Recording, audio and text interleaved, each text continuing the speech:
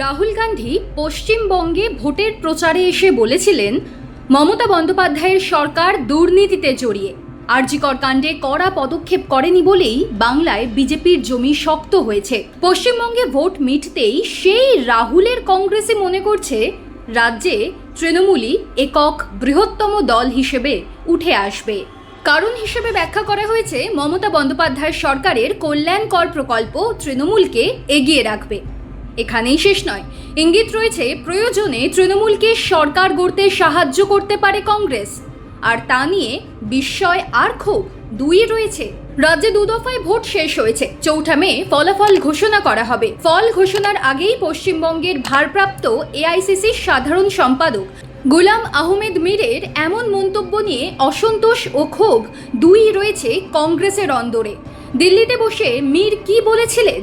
প্রচার মাধ্যমে তার মন্তব্য ছিল, রাজ্যে আমরা তেমন পরিস্থিতি দেখিনি, ভোটারদের লোভ ভয় দেখাতে বিজেপি কোনো কসুর ছাড়েনি, তবে তৃণমূল এগিয়ে।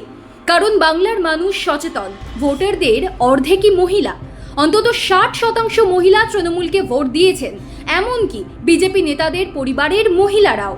তৃণমূল সরকারের কল্যাণকর প্রকল্পে এক একটি পরিবার গড়ে 8 থেকে 10 হাজার টাকা করে ভাতা পায়। তৃণমূল সাংগঠনিক শক্তিতেও এগিয়ে, বিজেপির শুধু হাওয়াবাজি।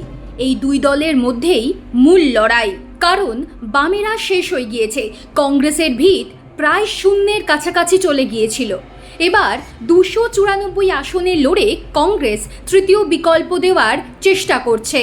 রাজ্যে দুদফায় প্রচারে এসে লোকসভার বিরোধী দলনেতা রাহুল গান্ধী বিজেপির পাশাপাশি ধারালো আক্রমণ করেছিলেন তৃণমূল কংগ্রেসকেও।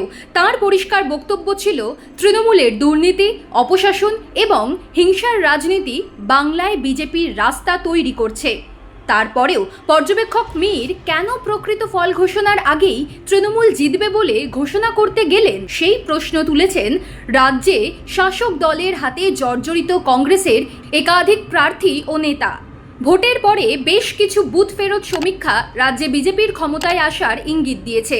এই ধরনের সমীক্ষা অনেক সময়ই প্রকৃত ফলের সঙ্গে মেলে না, কিন্তু এআইসিসির পর্যবেক্ষক মীর দাবি করেছেন, রাজ্যে তাঁরা এই রকম পরিস্থিতি দেখেননি। মানুষ বিজেপির উপরেই ক্ষুব্ধ, ক্ষমতায় আসবে তৃণমূলই। এমনকি ভোট বাক্স খোলার আগেই তিনি বলে দিয়েছেন, বিজেপি নেতাকর্মীদের বাড়ির মহিলারাও তৃণমূলকে ভোট দিয়েছেন। প্রচারে এসে রাহুলের বক্তব্যকে বিশেষ আমল দিতে চাননি মীর, বরং প্রয়োজনে কংগ্রেস তৃণমূলকে সমর্থন করতে পারে বলেও ইঙ্গিত দিয়ে রেখেছেন।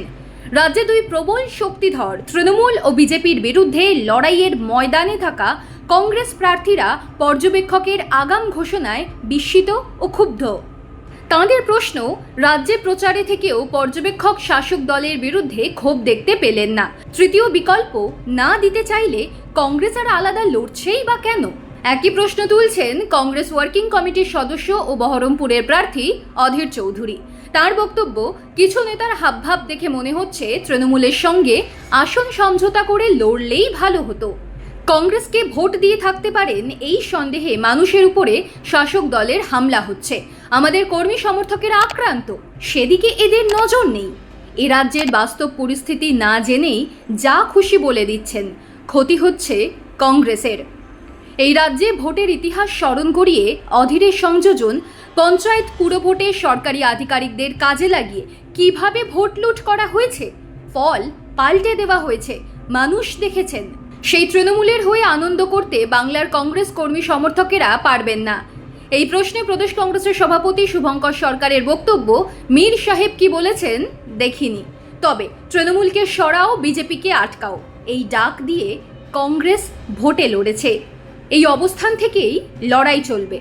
আর ভোটের পরে কি হবে, ফল প্রকাশের পরে দেখা যাবে। তবে কংগ্রেসের প্রাসঙ্গিকতা ফল ঘোষণার পরে আবারও বোঝা যাবে। একই সঙ্গে প্রদেশ সভাপতি বলেছেন, নির্বাচন কমিশনের ভূমিকা নিয়ে আমাদের নানান প্রশ্ন রয়েই গিয়েছে। বিজেপি এবং তৃণমূল বিভিন্ন জায়গায় নিজেদের মতো করে প্রভাব খাটানোর চেষ্টা করেছেন।